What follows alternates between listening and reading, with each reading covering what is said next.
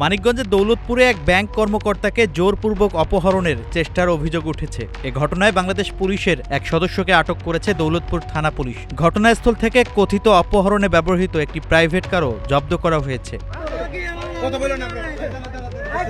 রোববার সন্ধ্যা 6:30টার দিকে দৌলতপুর উপজেলা পরিষদ গেট সংলগ্ন এলাকায় এ ঘটনা ঘটে। আটক পুলিশ সদস্যের নাম মোহাম্মদ করিম মিয়া। জানা গেছে তিনি ঢাকা জেলা পুলিশের অধীনে দোহার সার্কেল অফিসে কর্মরত এবং তার স্থায়ী ঠিকানা টাঙ্গাইলের নাগরপুর এলাকায়।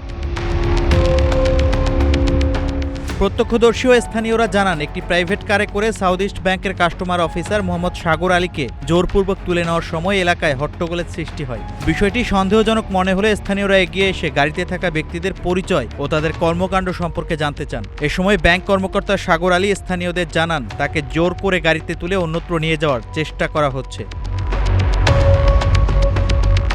পরে স্থানীয়রা গাড়িতে থাকা পুলিশ সদস্য করিম মিয়াকে আটক করেন। তবে তার সঙ্গে থাকা আরও ৩ জন ব্যক্তি ঘটনাস্থল থেকে পালিয়ে যায়। খবর পেয়ে দৌলতপুর থানা পুলিশের একটি দল ঘটনাস্থলে গিয়ে করিম মিয়াকে হেফাজতে নেয়। একই সঙ্গে কথিত অপহরণে ব্যবহৃত প্রাইভেট কারটিও জব্দ করা হয়েছে। এ বিষয়ে দৌলতপুর থানার ভারপ্রাপ্ত কর্মকর্তা স্বপন কুমার সরকার বলেন, দুই পক্ষই থানায় রয়েছে, তবে এখন পর্যন্ত কেউ লিখিত অভিযোগ দেয়নি। অভিযোগ পাওয়া গেলে আইনত ব্যবস্থা নেওয়া হবে। এই বয়সে কোনো অভিযোগ আমার কাছে নাই, কেউ কোনো অভিযোগ দেয় না। নিজে আমার সঙ্গে চলে গেছে অলরেডি। আমার সঙ্গে মানে আপোষ মীমাংসা করে চলে যাচ্ছে বলতে এরা হলো নাগরপুর বাড়ি, পাশাপাশি বাড়ি। এর পূর্ব থেকেই কিছু বিরোধ ছিল এদের মধ্যে কম বেশি। কথা বুঝতে পারছেন?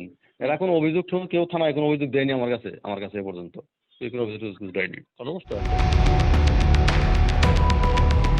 Shahin Alam, green TV digital.